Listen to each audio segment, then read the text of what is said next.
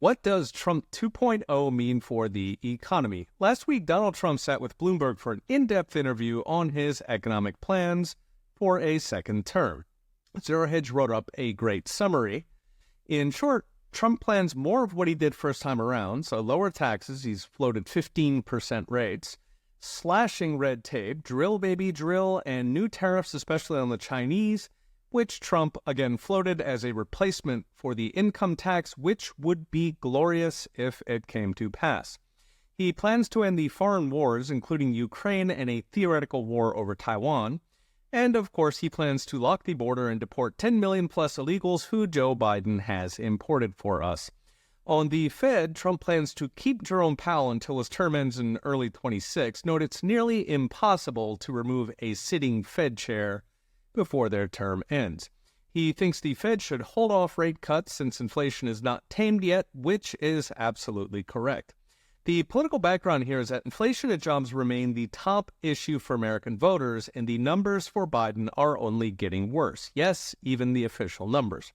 Biden's losing working-class voters, he's losing Hispanics, he's even losing black men who are a pillar of the Democrat coalition.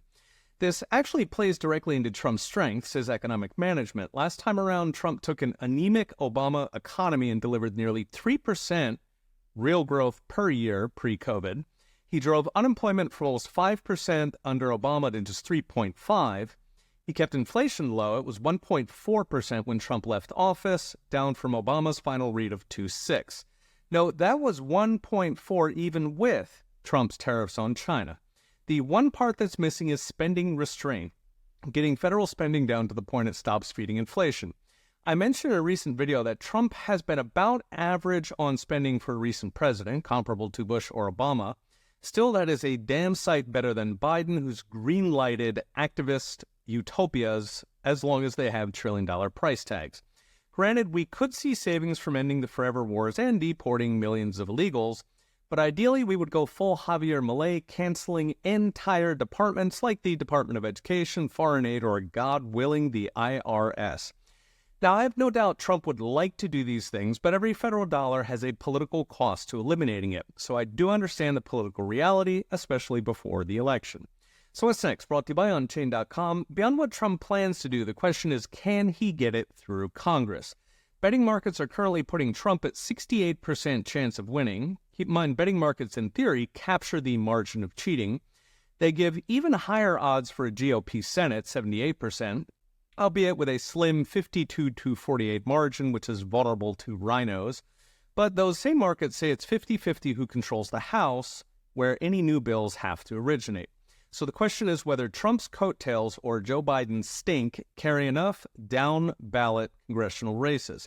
If voters deliver Trump a workable Congress, then he could quickly pass tax cuts and deregulation that would start taking the edge off inflation. Of course, to actually wipe out inflation would take getting Javier Milei-level spending cuts through Congress. The other elephant in the room is the recession. Taxes and deregulation make us rich in the long term, but it takes time for new businesses to start, existing businesses to expand, or new factories to be built. So it may be too late to skip the downturn, even as we build a stronger foundation for the future. To read the rest of the article, visit profsainange.com with charts and all the gory details. Okay, we'll be watching. See you next time.